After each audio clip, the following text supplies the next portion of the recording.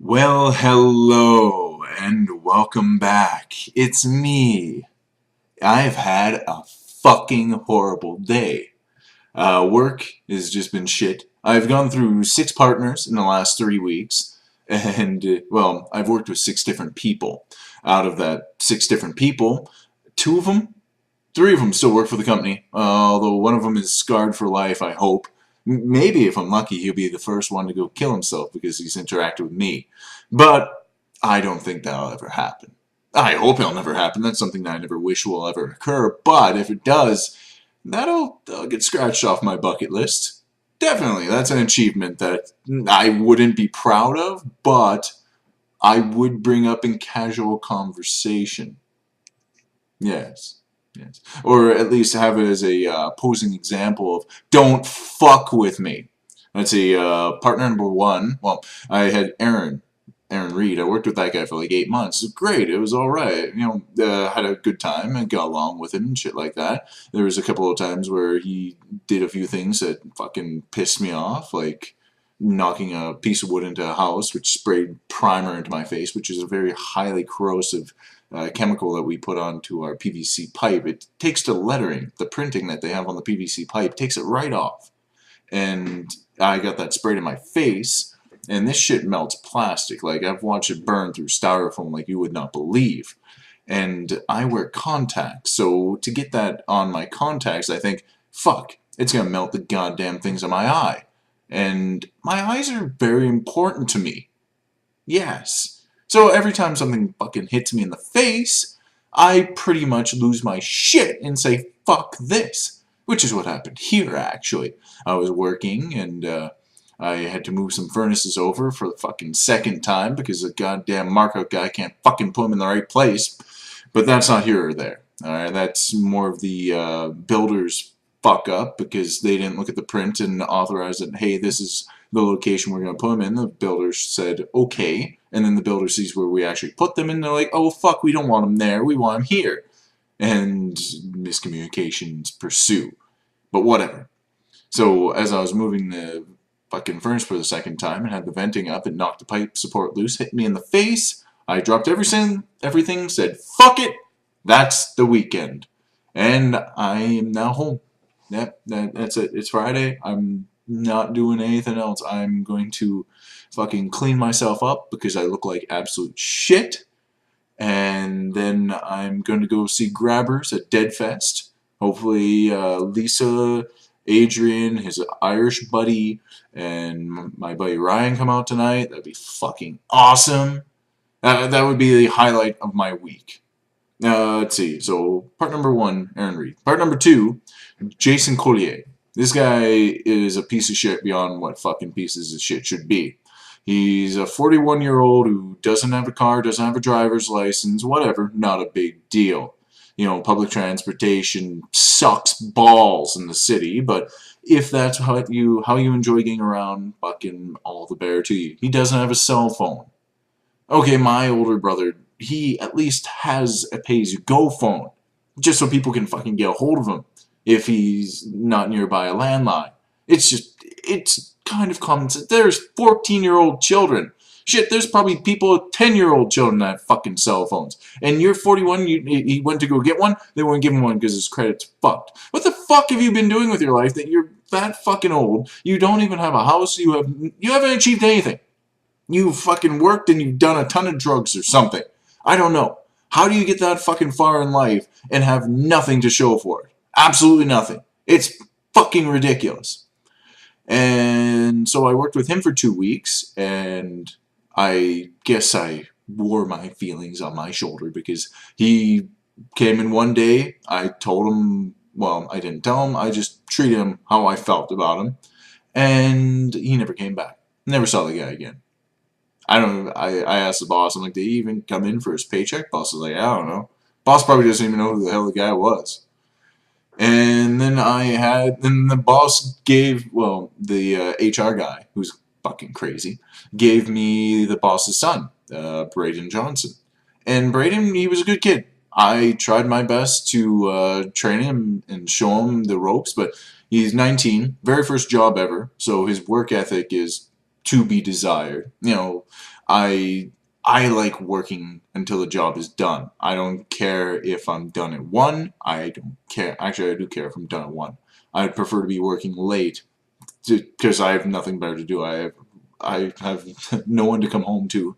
I come home and I sit on the internet, I eat some food, and I go to bed. I can watch cartoons or TV shows, whatever I do to pass my time, until the next day comes so I can go back to work. I'm usually out till 8 or 9 o'clock. And working a guy on his first job till 9 o'clock is pretty crushing. We're out the first day. Second day he worked with me, he was just burned out. He couldn't do anything. I can't say useless because, well, he's learning. He's new. Of course he's going to be useless. That's expected. But at least he's trying. He was putting the effort forward to do better. And it was kind of funny. I felt bad because he just didn't have the strength. His legs were killing him. His hips were sore. And he had his tool belt hanging off his ladder the whole day because it was just too heavy for him to manage. And I felt kind of bad. Third day, he didn't even come in. He came back later. He came back on the 4th day. Third day, he was just so burnt out he couldn't work anymore. And we even worked a half day on the 2nd day. And so I worked with him for another week, and then his dad took him off to Salt Lake City with the rest of the family for Thanksgiving? Yes. I worked that entire weekend Actually, I worked that entire week by myself, finishing about a fucking 4-plex high-velocity job. Got paid good for it, but it was a bit of a pain in the ass. It would have been a little... Well, it would have helped a lot to have another person around. Although I got to listen to the last Dexter audiobook. I can't say 6th. It sounds weird. That audiobook was fucking awesome. I really enjoyed that. Listened to that over the course of 2 days. Out of the like 5 days I was at that fucking job by myself. Hit puberty there. I feel much manlier now. And so then partner number 3. Part number 3 was Garrett. Garrett J. I don't have a fucking clue how to say his last name. It's Slavic. It has like 15 characters. It has a 2 and an upside down question mark. I don't know how to pronounce that guy's name. That is the kind of guy that I fucking hate. He's one of those people that wants to be liked by everybody. So he's always chatty, he's always talking, and when he's talking, he's not working, and he just asks questions all the fucking time. Even questions that make no sense or just completely pointless. It's questions that you ask to fuck around with your buddy or something like that. It's one of those overly obvious things that you do with friends, with people that you are acquainted with and that you know and understand. Not me! Fucking, we get to this job and he's like, oh, Garrett, do we put the bath fan where it's marked to put the bath fan? I'm like, well, it's marked to go there, so yes, fucking put it there. And he's like, oh man, I'm just fucking with you, I'm trying to piss you off. I'm like, you know what? Fucking job succeeded. Now I'm fucking pissed off because you won't shut the fuck up. And then he's like, is there a problem? I'm like, yeah, shut the fuck up and get to work. And yeah, next day he fucking cried they couldn't work with me anymore. So they gave me partner number 5. I hope I'm counting this right. Yes. Yes. 5. Tanner Piquette. Great kid. He actually belongs to another guy. Well, he's the main partner of another guy, Andrew Hudson. Good guy. So he's training Tyler, or not Tyler, Tanner's, no. Who the fuck's, I think that's his little brother, actually. Josh is his older brother, another guy we work with. No one you care about, I'm rambling. So I was working with Tanner, fuck! You gotta fuck that kid's name up every time I mention it. And he was great. We did a duplex in 1 day, which is surprising for me nowadays because most of these people are fucking have no clue what they're doing and they're slow as shit. This kid actually had some hustle. He was quiet. He only asked questions for things he didn't understand, and he was great. It was awesome. But he had to go back to his partner, so that was understandable. And then we get to partner number 6, who is Matthew Hodgins. I can't remember his fucking last name. Matthew. So now I'm working with Matthew. Worked with him 2 days. Great guy. Knows his shit a little bit. He's been in the trade for a couple of years, so he kind of picked up on it quickly. He's kind of slow. Yeah, although the very first night we worked together, I had him out till 9 o'clock again.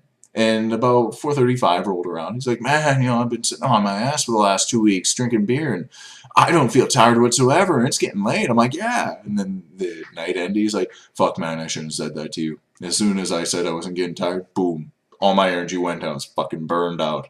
He's like, that's why I kind of dragged my ass at the end of the job. I'm like, fuck, man, I didn't even notice I was so busy. At least you got something done. So worked with him for 2 days, and then day number 3 comes along, and he's nowhere to be seen. He sends me a text message at least, which is a lot better than a lot of other people that fucking work at this job who are just horrible at communication and are unreliable as fuck. He actually texted me at 7 a.m. He's like, man, day 3 was different. Day 3 he came in, and he's like, man, my kid broke his arm. I was at the hospital till 3 a.m. Actually, I didn't even work with him on the second day. I worked with him day 1. Day 2, I went and finished up some shit by myself. So he was with somebody else when that happened. And he was at the hospital till 3 a.m. with his boy, and he didn't get any sleep. So I went and finished up some more shit on the south by myself, and he went home to sleep. Then I got to a job up in the north, and we worked till fucking 7 o'clock at night to wrap that up.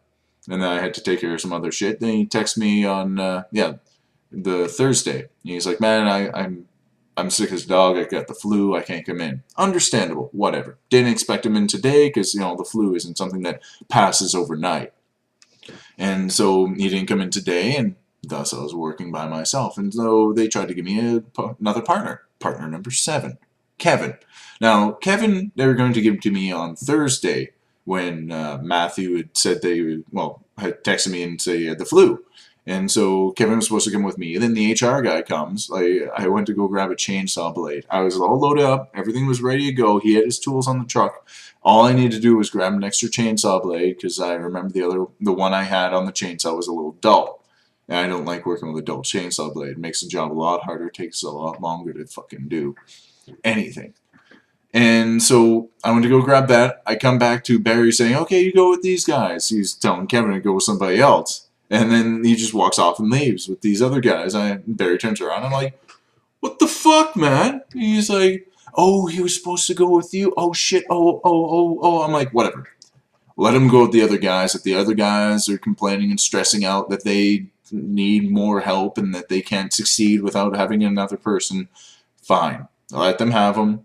I'm good. I've been working alone so much so often, and I've been working with the people that I'm actually making more money working alone, that it doesn't matter. Whatever. Let them have them. He's like, oh, okay, sorry. Tomorrow we'll make sure we get somebody for you. I'm like, yeah, whatever. Or at least he was hoping that my Matthew would be back. But of course I knew he wouldn't be. So today comes along, and they're like, hey, take Kevin again. His name is Kevin.